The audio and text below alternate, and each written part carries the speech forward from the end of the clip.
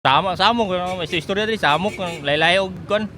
Laylay og desisyon. Usa lang ang tricycle driver nga si Ramil sa mga gigubutan na sa away sa ehekutibo ug lehislatibo. Matud pa niini nga gubot na gani ang dakbayan tungod sa mga problemang wala pa na solusyonan, dungagan pa sa nagkagubot usab nga mga opisyales. Ipit kayo eh. Kay maapektuhan jud mga sa pareha sa mga driver apektuhan jud eh. Kay laylay mo sila kuan, laylay lag desisyon ba.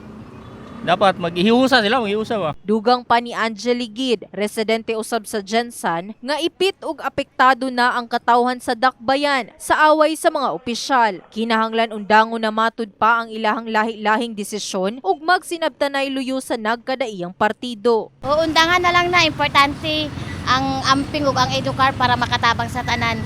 Nobyembre 14 ning kasamtangang tuig, atul sa rally sa pipila ka mga residente at ubangan sa SP Jensan, giimbitar ni Vice Mayor Rosalita Nunez si Mayor Lorely Pacquiao nga mag-atubangay sa sangguniang panlungsod.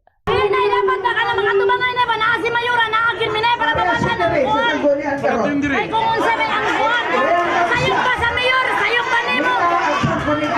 Hinaot karon sa mga katawhan nga mag-atubangay na ang opisyales sa ehekutibo ug lehislatibo aron nga maistoryahan ang mga problema ug gubot tali sa duha ka sanga sa gobyerno.